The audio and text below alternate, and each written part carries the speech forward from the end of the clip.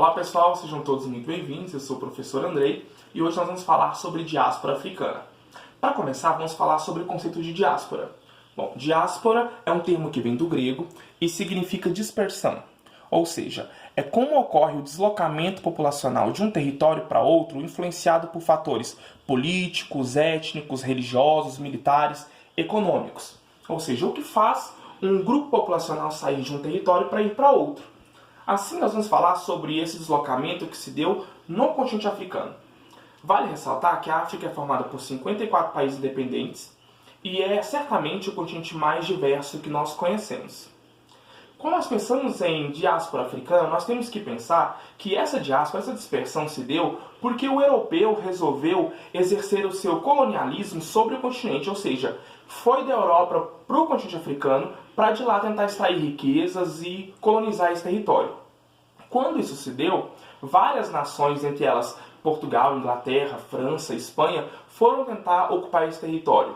Nesse processo, nós vamos falar aqui especificamente da América Portuguesa, ou seja, os portugueses também fizeram parte desse processo de colonialismo dentro do continente africano, e mais especificamente em 1808, quando Portugal é invadida pelos franceses, e tenta fugir das tropas napoleônicas, eles saem do continente europeu, saem de Portugal, vão para o Brasil, e aí eles já tinham esse contato com a África, levam consigo os povos de diversas tribos aqui como povos escravizados, e vão então levar para o Brasil para formar essa nova nação que os portugueses estavam chegando lá, estavam construindo em 1808. Quando nós pensamos sobre essa formação do Brasil colonial, dessa América Portuguesa, eu deixo aqui a dica para vocês desse documentário que chama-se Brasil, uma História Inconveniente. Esse documentário ele retrata como o Brasil ele foi construído com bases no escravismo e com base nas relações de exploração de Portugal sobre o continente africano.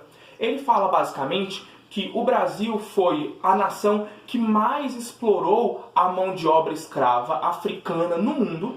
Só para termos uma ideia, nós brasileiros, nós retiramos 10 vezes mais africanos do que os Estados Unidos escravista.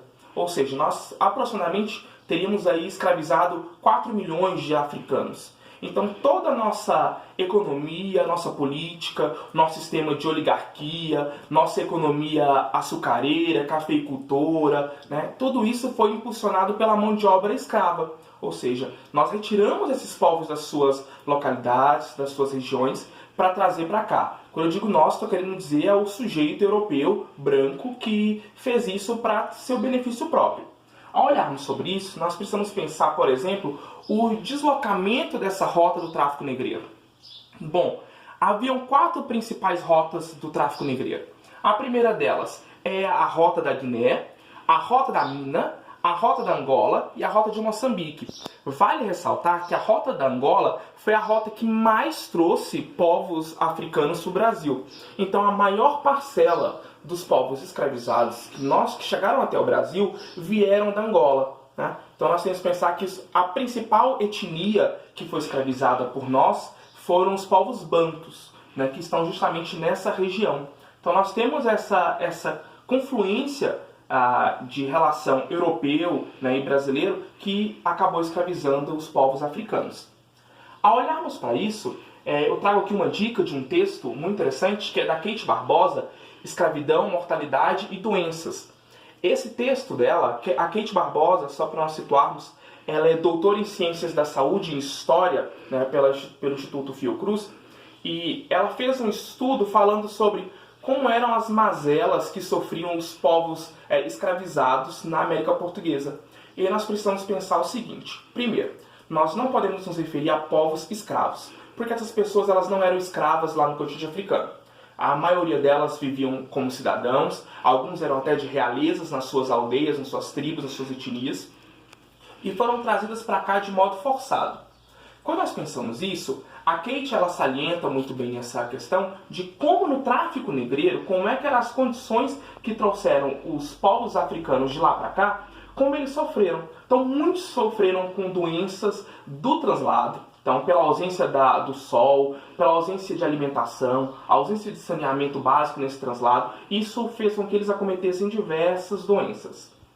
Depois, ao chegar aqui no território, a Barbosa ela revela algumas coisas também. Ela diz pra gente o seguinte, que aqui o português, nesse contato de miscigenação e de exploração, entre outras, sexual, desses povos africanos, muitos foram infectados com, por exemplo, com hepatite B, uma doença que acometeu muito a população africana. E outras doenças, além dela salientar aqui, que é uma questão de saúde, a violência, os maus tratos, os castigos, tudo isso infligiu sobre a saúde da população.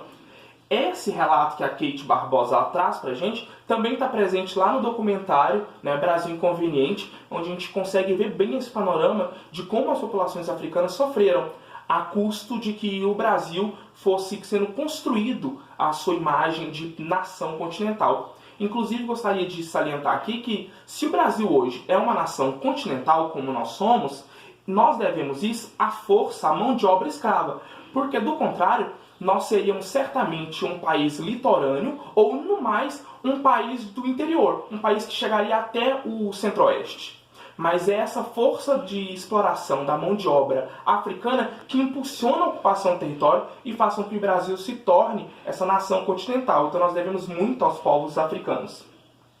Mas quando nós pensamos nesse processo de ocupação, né, de escravização africana, nós temos que pensar também que esse processo ele chegou ao fim. Né? Somos gratos porque isso aconteceu. Se nós olharmos para a questão da abolição da escravatura, nós temos que pensar que temos aqui alguns marcos. Primeiro, a Lei Feijó, de 1831, que proibia a importação de negros escravizados do continente africano. Quer dizer que parou-se de escravizar, usar essa mão de obra? Não, não parou. A Lei Feijó ela só parou de importar esses negros. Nós temos a Lei Eusébio de Queiroz, que ela já foi mais ambiciosa, porque ela proibiu o tráfico negreiro. Era proibido trazer negros da África para o Brasil. Mas mesmo assim, outras rotas faziam com que os negros chegassem até o Brasil. Depois nós temos a Lei do Ventre Livre, em 1871, que dizia o seguinte, olha, os negros nascidos a partir daquela data seriam livres. É claro que não eram livres de imediato, porque eles deviam cumprir uma certa idade, aproximadamente até os 21 anos, como uma forma de indenização ao senhor ali, porque ele perderia aquela mão de obra. Então ainda não era uma liberdade definitiva, certa, de fato. Quando nós pensamos então mais adiante, em 1885 nós temos a Lei do Sexagenário. O que diz isso? Todos aqueles escravos que tinham acima de 60 anos, automaticamente, a partir desse ano, passavam a ser livres. Isso aconteceu de fato? Obviamente que a lei estava no papel. Porém, se nós formos olhar, por conta dessas relações, né, que a Barbosa relata, da violência, da saúde, muitos dessa população não chegavam aos 60 anos. A expectativa de vida ali estava entre 30 e 40 anos devido aos maus tratos, às péssimas condições de saneamento básico, à moradia, né, à alimentação básica que eles tinham. Isso faz com que essa população não resista a essa forma de vida. Então, era quase que ineficaz essa lei. E aí, sem se aprofundar muito, nós temos, por uma série de insurreições, revoltas que vão acontecer no Brasil colonial, a Lei Áurea é assinada em 1888. Isso não foi um capricho da princesa Isabel, isso não foi um benefício, uma bondade que ela concedeu, mas sim foi uma necessidade para acalmar os ânimos que aconteciam no Brasil dos povos que estavam sendo escravizados e que começaram a se rebelar. Até porque nesse momento, vários quilombos já tinham se formado, as populações negras estavam sendo articuladas cada vez mais, e isso impedia com que os portugueses, os europeus, continuassem explorando essa mão de obra. Então o único caminho que aconteceu aqui era conceder a libertação. Então a libertação acontece. Então só para a gente recapitular aqui, o que nós queríamos relatar hoje é a diáspora africana é essa dispersão do povo do continente africano por conta da exploração do europeu, aqui precisamente o português, que retira esses povos de suas tribos para trazer para o Brasil em 1808, como meio para forçá-los a trabalhar, para construir essa nação que Portugal estava construindo aqui no Brasil. E diante disso, essa população vai trabalhar de forma coercitiva e vai ajudar a construir a identidade do Brasil. Então, Esse é o processo da diáspora africana, é um processo doloroso, é um processo a sangue, é um processo frio, truculento, mas que foi necessário para a formação do nosso país. Então fica aqui a dica para vocês desses dois materiais, esse documentário, né, Uma História Inconveniente do Brasil, que fala sobre essa relação Brasil-Portugal e escravização dos povos africanos, e também esse texto da Kate Barbosa sobre essa relação da saúde desses povos africanos. Espero que você tenha entendido o que é diáspora africana e tenha entendido o quão importante e sacrificial foi a participação dos povos africanos na nossa identidade e que você continue essa saga em busca de entender a valorização dos povos africanos. Obrigado e até o próximo.